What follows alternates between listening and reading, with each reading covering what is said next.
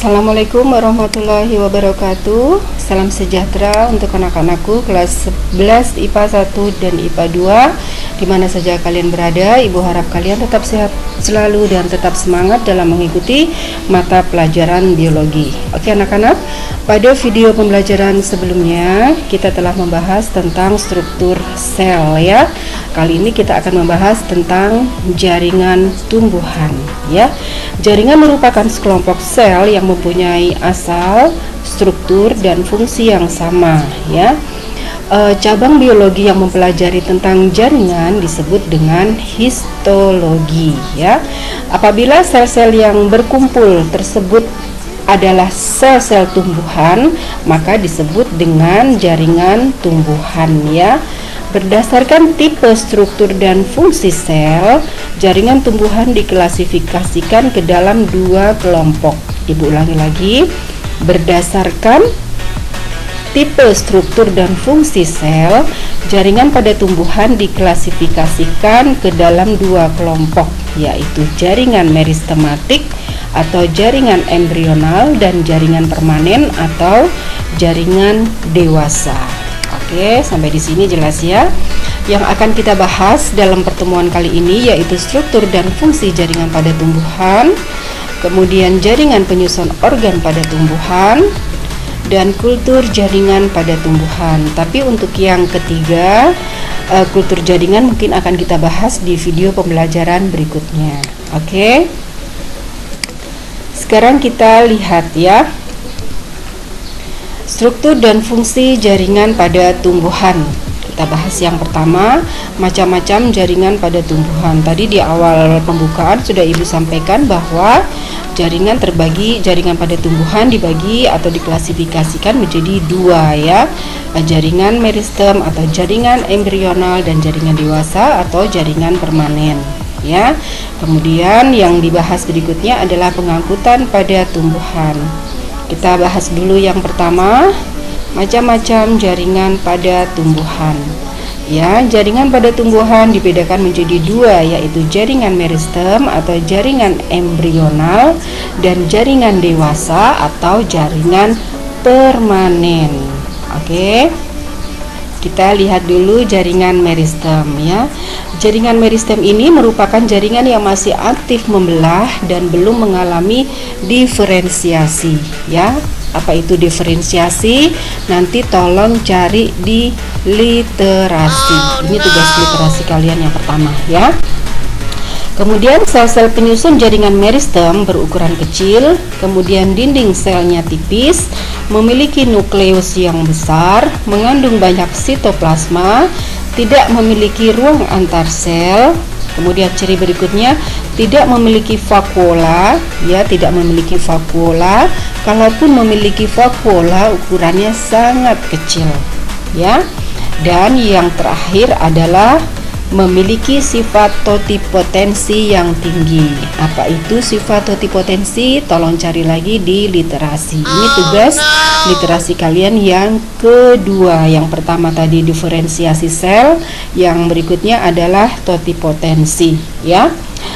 Sel-sel meristem ada yang berbentuk bulat, lonjong, kubus, dan prisma ya. Oke, kita lanjut. Berdasarkan sel meristem ini dibagi menjadi dua ya, berdasarkan asalnya dan berdasarkan letaknya ya. Kita bahas dulu yang pertama, berdasarkan asalnya ya. Jaringan meristem berdasarkan asalnya dibagi menjadi dua, yaitu meristem primer dan meristem sekunder. Kita lihat yang pertama adalah jaringan meristem primer ya. Jaringan meristem primer merupakan jaringan muda yang berasal dari perkembangan sel-sel embrionik. Jaringan meristem primer terdapat di ujung akar dan ujung batang. Jadi sekali lagi jangan lupa, jaringan meristem ini terdapat di ujung akar dan ujung batang. Aktivitas meristem primer mengakibatkan batang dan akar bertambah panjang. Kemudian yang kedua, meristem sekunder ya. Meristem sekunder berasal dari jaringan dewasa yang telah berhenti pertumbuhannya tapi menjadi embrional kembali ya. Meristem sekunder meliputi kambium dan kambium gabus, ya. Kemudian terdapat pada akar maupun batang tumbuhan dikotil dan gimnosperma, ya. Kambium gabus terdapat pada kulit batang dan membentuk jaringan gabus yang sukar dilalui air atau sama sekali tidak bisa dilalui oleh air. Pertumbuhan sekunder mengakibatkan tumbuhan bertambah besar. Jadi itu bedanya, ya. Kalau meristem primer ini mengakibatkan tumbuhan bertambah panjang karena dia terdapat pada ujung akar dan ujung batang, sedangkan pertumbuhan meristem ini dia menyebabkan tumbuhan bertambah besar. Oke, sampai di situ jelas, ya. Kemudian berdasarkan letaknya, jaringan meristem dibedakan menjadi 3. Apa saja itu? Kita lihat, ya. Yang pertama adalah meristem apikal, kemudian meristem interkalar, dan meristem lateral, ya. Kita lihat dulu yang pertama, meristem apikal atau meristem ujung, ya. Namanya apikal pasti ujung, terdapat di ujung batang ataupun ujung akar. Meristem apikal menghasilkan pemanjangan akar dan batang tumbuhan sehingga tanaman bertambah tinggi. Oke. Kemudian meristem interkalar atau meristem antara terdapat di antara jaringan dewasa dan terdapat di pangkal ruas batang. Sampai di sini mengerti, ya. Kemudian jaringan meristem lateral, ya, atau meristem samping terdapat sejajar dengan permukaan organ tempat ditemukannya. Contohnya kambium dan kambium gabus atau kolagen, ya. Kambium ke arah luar membentuk floem dan ke arah dalam membentuk xilem. Kalian ingat bahwa xilem dan floem merupakan jaringan pengangkutan, ya. Kambium gabus ke arah luar membentuk velem dan ke arah dalam membentuk veloderm, ya. Oke, sampai di sini jelas, ya. Jadi sekali lagi Ibu ulangin, jaringan pada tumbuhan dibagi menjadi 2, ya, jaringan meristem atau jaringan embrionik. Jaringan meristem sendiri dibagi menjadi 2 berdasarkan asalnya dan berdasarkan letaknya. Kita lihat yang berikutnya adalah jaringan dewasa, ya. Tadi setelah jaringan meristem sudah, sekarang kita bahas tentang jaringan dewasa, ya. Jaringan dewasa ini ciri-cirinya dia terdiri atas sel-sel yang sudah berhenti membelah dan sudah mengalami diferensiasi, ya. Tadi kalau jaringan meristem itu sel-selnya belum mengalami diferensiasi, sedangkan kalau jaringan dewasa sel-selnya sudah berhenti membelah dan telah mengalami diferensiasi. Itu perbedaan utamanya, ya. Jaringan dewasa memiliki beberapa karakteristik. Karakteristik itu ciri, ya, seperti tidak ada aktivitas pembelahan sel, kemudian ukuran sel relatif lebih besar daripada sel-sel meristematik. Kemudian ciri berikutnya, kadang-kadang sel telah mati atau terdapat ruang antar sel. Kemudian ciri berikutnya, dinding sel mengalami penebalan sesuai dengan fungsinya. Dan ciri berikutnya atau karakteristik berikutnya adalah sitoplasma sedikit dan vakuolanya ukurannya besar. Tadi kalau pada meristem, jaringan meristem atau embrional itu vakuolanya sedikit atau sama sekali tidak ada, ya. Sekarang tapi kalau pada jaringan dewasa atau jaringan permanen itu vakuolanya besar, ya. Kita lihat jaringan dewasa ini berdasarkan fungsinya dibagi menjadi 4, ya. Berdasarkan fungsinya jaringan dewasa dapat dibedakan menjadi jaringan pelindung, jaringan dasar, jaringan penguat atau jaringan mekanik, dan jaringan pengangkut, ya. Sudah jelas di situ, kalian bisa lihat. Sekarang kita lihat yang pertama, jaringan pelindung. Jaringan pelindung pada jaringan dewasa ini terdiri atas jaringan epidermis dan jaringan gabus, ya. Jaringan epidermis pada jaringan dewasa ini merupakan jaringan yang terletak paling luar. Namanya epidermis, dia pasti terletak paling luar menutupi permukaan tubuh tumbuhan, ya. Umumnya jaringan epidermis terdiri atas satu lapis sel dan susunannya rapat tanpa ruang antar sel, ya. Jaringan epidermis tersusun dari sel-sel hidup dan tidak berklorofil. Jadi dia tidak mempunyai zat hijau daun, ya. Klorofil terdapat pada jaringan penjaga dari stomata, ya. Jaringan epidermis berfungsi melindungi bagian atau jaringan dalam tubuh tumbuhan dari pengaruh buruk lingkungan atau patogen. Patogen itu zat yang dapat menyebabkan penyakit, ya, pada tumbuhan. Kemudian fungsi lainnya dia menyerap air dan mineral, ya, khususnya daerah akar. Kemudian menyekresi lapisan lilin atau kutikula yang bisa mencegah evaporasi atau berkurangnya air secara berlebihan pada batang dan daun, ya. Kemudian sebagai sel-sel epidermis, sebagian sel-sel epidermis dapat berkembang menjadi alat-alat tumbuhan yang disebut derivat epidermis, ya. Jadi sebagian sel-sel epidermis dapat berkembang menjadi alat-alat tumbuhan yang disebut dengan derivat epidermis, misalnya stomata dan trichomata, ya. Sekarang yang berikutnya adalah jaringan gabus, ya. Setelah batang tumbuh membesar, epidermis terdesak sehingga pecah dan rusak. Akhirnya epidermis yang tadi kita baru bahas tidak aktif lagi dan fungsinya digantikan oleh jaringan gabus, ya. Jadi jaringan gabus ini sebagai pengganti jaringan epidermis, ya. Jaringan gabus dibedakan menjadi 3 macam, yaitu eksodermis. Eksodermis itu berarti paling luar, kemudian endodermis itu berarti paling dalam, dan peridermis itu berarti tengah, ya. Pada bagian peridermis terdapat filem, velogan, dan veloderm, ya. Jadi sekali lagi ibu ulangin, pada bagian peridermis terdapat filem, velogen, dan veloderm. Oke, sekarang kita bahas yang berikutnya adalah jaringan dasar atau jaringan parenkim, ya. Jaringan parenkim ini memiliki ciri-ciri, ya. Yang pertama itu sel-sel penyusunnya renggang sehingga mempunyai banyak ruang antar sel. Kalau dia sel-selnya renggang berarti banyak celah, berarti banyak ruang antar sel, ya. Ruang antar sel ini digunakan untuk pertukaran gas, ya. Gas apa yang keluar masuk oleh tumbuhan? Ya, yang keluar adalah gas O2 dan yang masuk adalah gas CO2 atau karbon dioksida. Kemudian ciri berikutnya, dinding sel tipis dan mempunyai vakuola besar untuk menyimpan cadangan makanan. Kemudian sel-selnya berbentuk polihedral atau segi banyak, ya.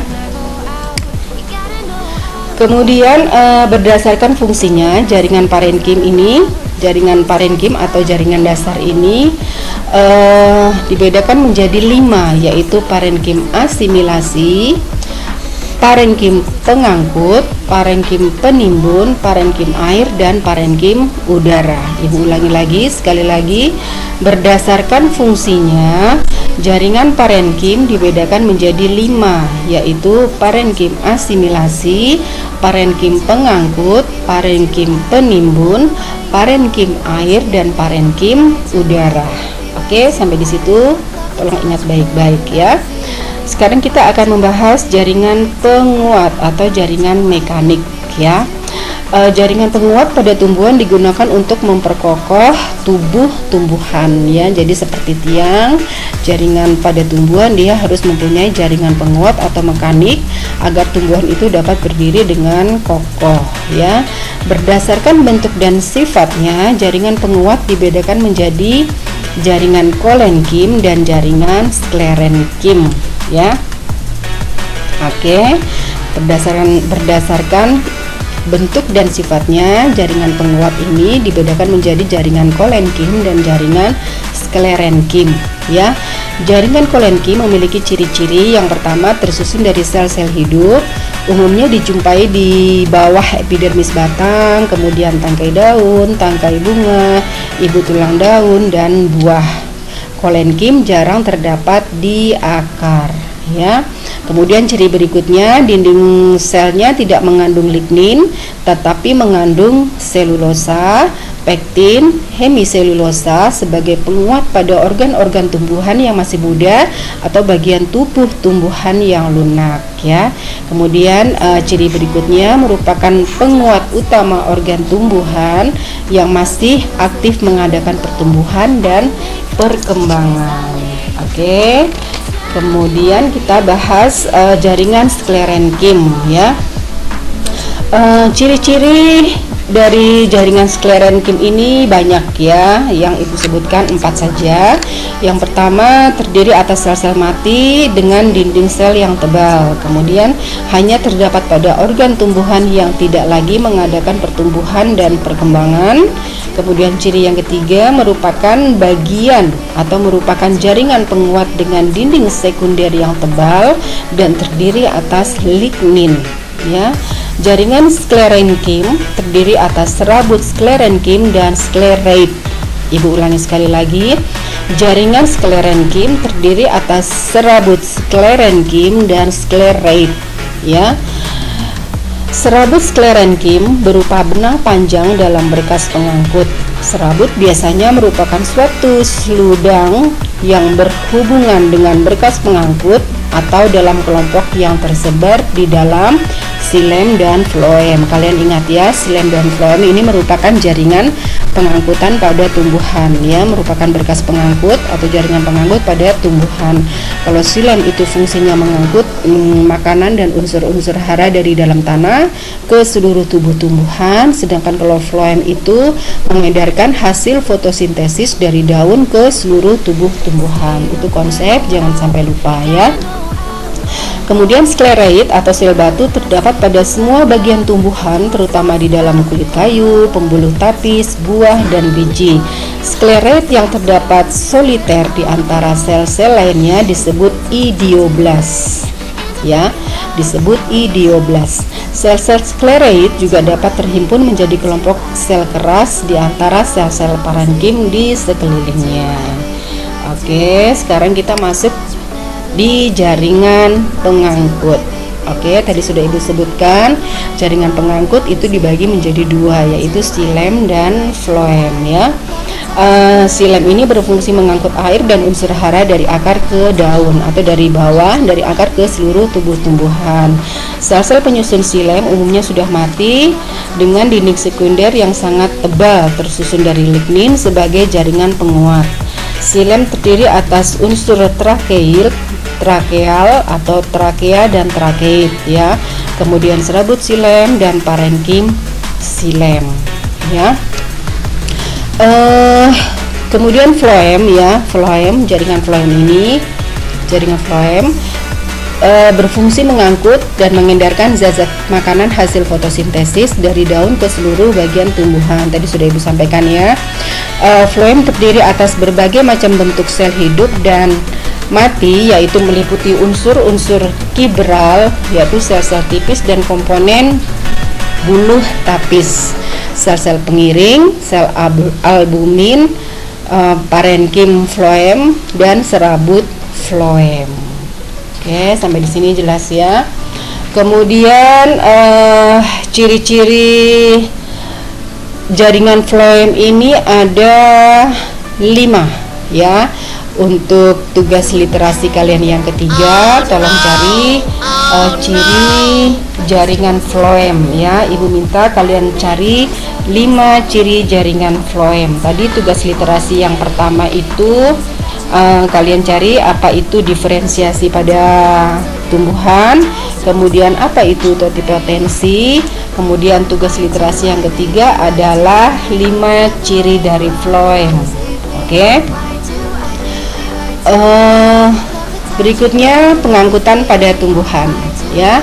Pengangkutan pada tumbuhan dibedakan menjadi 2, pengangkutan ekstravaskuler dan pengangkutan intravaskuler. Kalau pengangkutan ekstravaskuler itu berarti dia terjadi di luar berkas pembuluh ya. Pengangkutan ekstravaskuler ini dibagi menjadi 2, yaitu transportasi simplas dan transportasi apoplas ya. Ya, di situ ada bagannya. Tadi sudah ibu sebutkan bahwa pengangkutan intravaskuler itu terdapat di dalam pembuluh atau berkas pengangkut ya. Contohnya di sini dari silem akar, dari paling bawah dia menuju ke silem batang, kemudian dia ke silem tangkai daun, kemudian silem tulang daun, kemudian dia ke mesofil. Mesofil itu adalah susunan anatomi dari daun ya. Nanti akan kita bahas apa saja bagian-bagian dari daun yang merupakan mesofil dari daun ya. Kemudian berikutnya adalah jaringan penyusun organ pada tumbuhan. Kita sudah masuk pada organ pada tumbuhan. Berarti kalau namanya organ itu dia disusun oleh kumpulan dari jaringan ya. Kalau pada manusia itu dia ada organ mata untuk melihat, kemudian kaki untuk berjalan, tangan untuk melihat. Kita lihat apa saja organ pada tumbuhan ya. Organ pada 5 organ utama pada tumbuhan, yaitu yang pertama akar atau radix, kemudian ada batang atau kaulis, kemudian ada daun atau folium, ada bunga atau floss, dan ada buah dan biji ya. Untuk spesifikasi organ-organ penyusun jaringan dan sifat-sifatnya, kemudian karakteristiknya, kita akan membahas pada video pembelajaran berikutnya. Untuk kali ini cukup sampai di sini saja. Semoga materi yang Ibu berikan kalian dapat pahami dengan jelas. Jangan lupa tugas literasinya Ibu tunggu. Oke anak-anak semua, terima kasih atas pembelajaran kali ini. Semoga kalian bisa mengerti, tetap jaga kesehatan. Assalamualaikum warahmatullahi wabarakatuh. Salam sejahtera untuk kalian semua.